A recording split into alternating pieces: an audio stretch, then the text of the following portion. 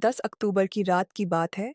रतलाम के औद्योगिक क्षेत्र के थाने के थाना प्रभारी डीएसपी मणि कुमावत थाने में बैठी थीं। तभी रतलाम के इंदिरा नगर क्षेत्र में रहने वाला बाबूलाल चौधरी थाने पहुंचा। वह काफी घबराया हुआ था। बाबूलाल ने थाना प्रभारी को बताया कि वह इप्का फैक्ट्री में ठेकेदारी का काम करता है। उसके परिवार में उसके अलावा उसकी पत्नी, एक बेटा नीलेश और बेटी रेणुका है। बाबूलाल ने बताया कि उसका बेटा नीलेश बीती रात से घर नहीं लौटा है। बाबूलाल ने अपने साले ईश्वर जाट के 21 वर्षीय बेटे बादल पर शक जताते हुए कहा कि बादल ही नीलेश को साथ ले गया है। थाना प्रभारी मणिकुमावत के पूछने पर बाबूलाल ने दिन भर का घटनाक्रम बता दिया। बाबूलाल के अनुसार उसका बेटा नीलेश रतलाम के आईटीआई से डिप्लोमा कर रहा था। वह सुबह 7 बजे घर से निकलता था और 3 बजे घर लौट आता था। जब वह 4 बजे तक नहीं लौटा तो उसकी माँ और बहन ने मोबाइल पर उससे संपर्क किया, लेकिन नीलेश का फोन स्विच ऑफ था। बादल का फोन भी स्विच ऑफ था। जब बार बार मिलाने पर फोन बंद मिलता रहा तो माँ बेटी को चिंता हुई। वे दोनों नीलेश का पता लगाने के लिए आईटीआई पहुंची। उन्होंने नीलेश के दोस्तों और साथ पढ़ने वालों से पूछताछ की तो उन्होंने बताया कि सुबह नीलेश का मौसेरा भाई बादल जाट आया था। वही नीलेश को साथ ले गया। बाबूलाल ने बताया कि उसके दूसरे साले रमेश जाट का बेटा जितेंद्र रतलाम में रहकर कोचिंग क्लासेस चलाता था। संभावना थी कि नीलेश और बादल जितेंद्र के पास चले गए हों। संगीता और रेणुका ने जितेंद्र से बात की। उसने बताया कि बादल सुबह उसके कोचिंग सेंटर आया था और उसके कमरे की चाबी मांग कर ले गया था।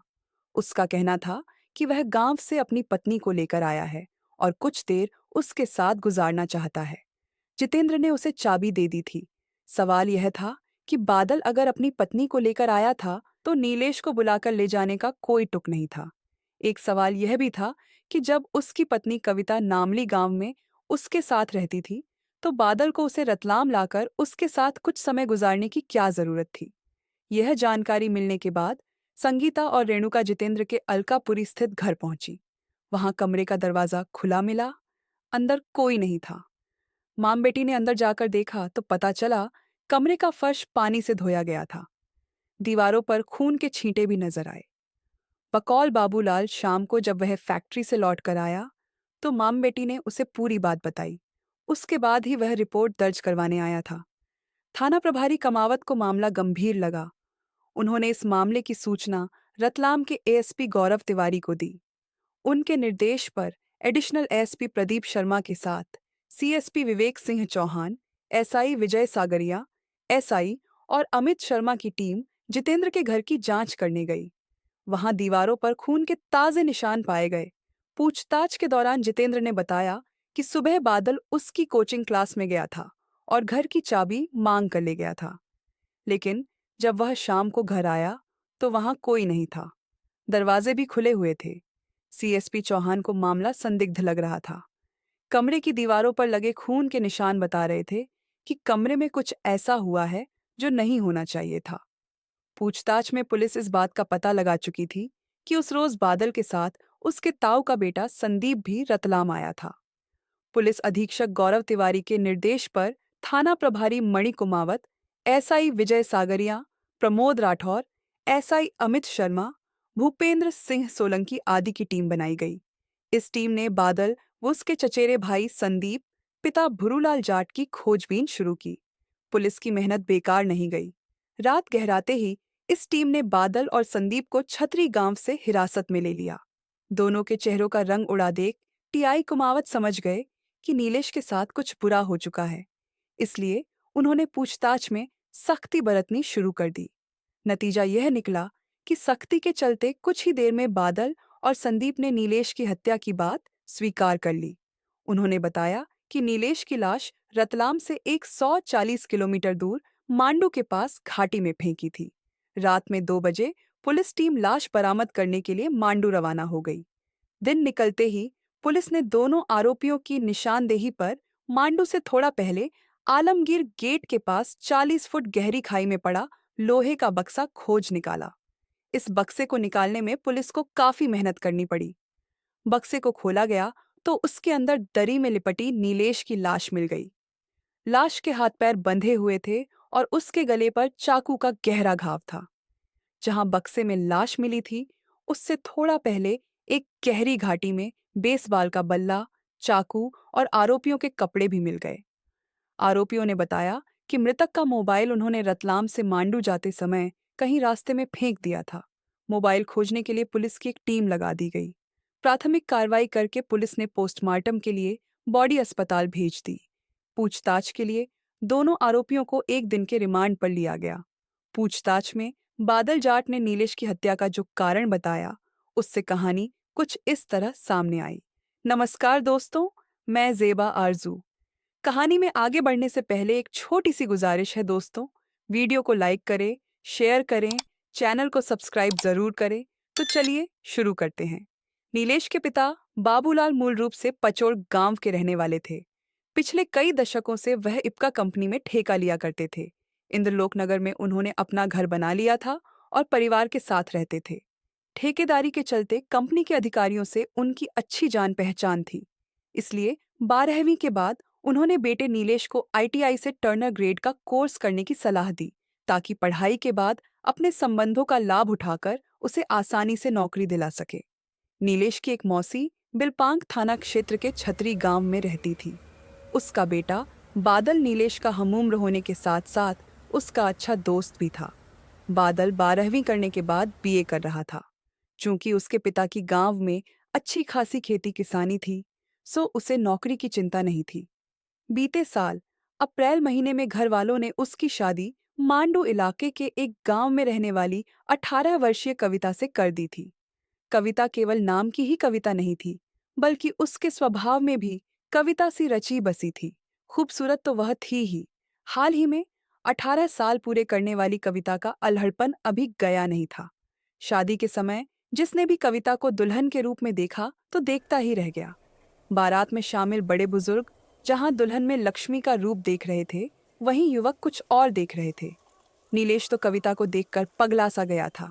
बहरहाल बादल की शादी के कुछ दिन बाद नीलेश उसे भूलकर अपनी पढ़ाई में जुट गया।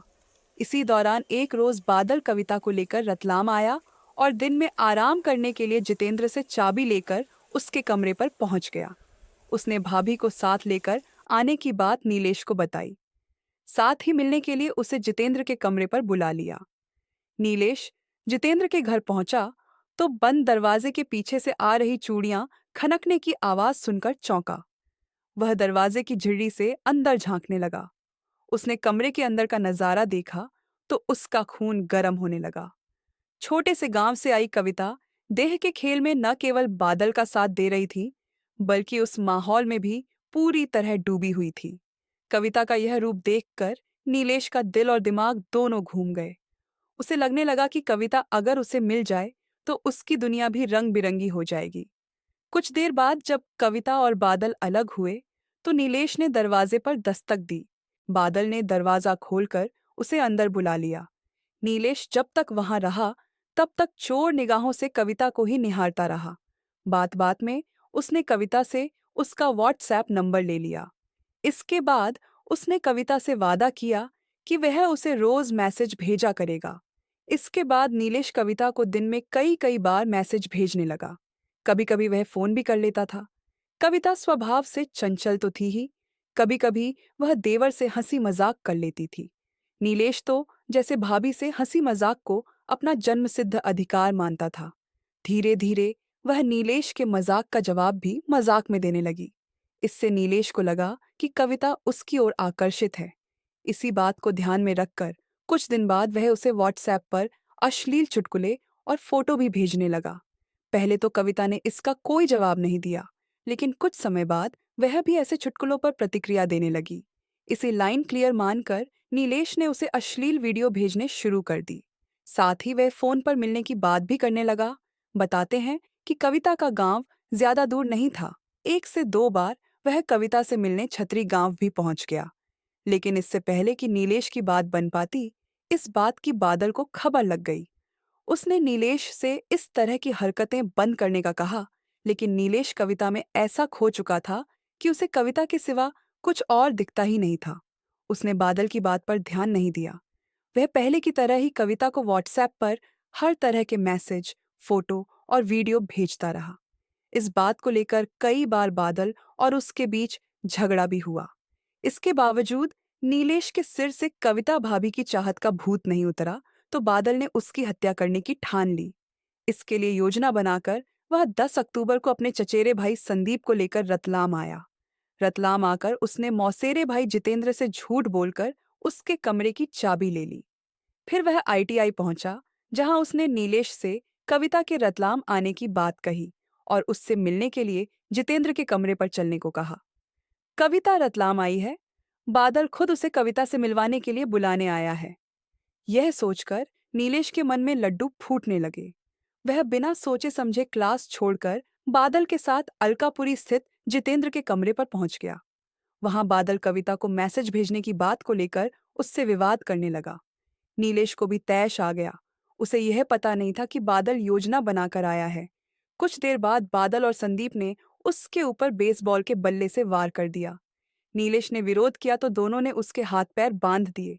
फिर दोनों ने उसे जी भरकर मारा पीटा। बाद में बादल ने चाकू से उसका गला रेत दिया।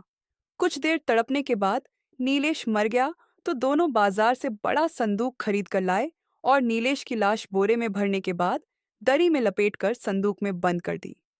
इसके बाद वे फर्श पर गिरा खून साफ करने लगे। इसी दौरान जितेंद्र कोचिंग सेंटर से घर लौटने लगा तो उसने बादल को फोन किया। इससे दोनों घबरा गए और दीवारों का खून साफ किए बिना मोटरसाइकिल पर नीलेश की लाश लेकर मांडू के लिए रवाना हो गए। बादल की ससुराल मांडू के पास थी। वहां आते जाते उसने गहरी घाटियों को पहले से देख रखा था। रतलाम से 40 किलोमीटर दूर जाकर दोनों ने संदूक में बंद नीलेश की लाश आलमगीर दरवाजे के पास घाटी में फेंक दी। इसके बाद दोनों अपने घर छतरी पहुंच गए, लेकिन तब तक पुलिस उन्हें पकड़ने के लिए घेरा डाल चुकी थी। रतलाम के एसपी गौरव तिवारी और एएसपी प्रदीप शर्मा के निर्देशन और सीएसपी विवेक चौहान के नेतृत्व में थाना प्रभारी डीएसपी मणि कुमावत की टीम में शामिल एसआई विजय सागरिया, प्रमोद राठौर, अमित शर्मा आदि ने कुछ ही घंटों में दोनों आरोपियों को दबोचकर उन्हें सलाखों के पीछे पहुंचा दिया। तो दोस्तों, ये सच्ची कहानी कैसी लगी कृपया हमें कमेंट जरूर करें। तब तक के लिए बाय बाय।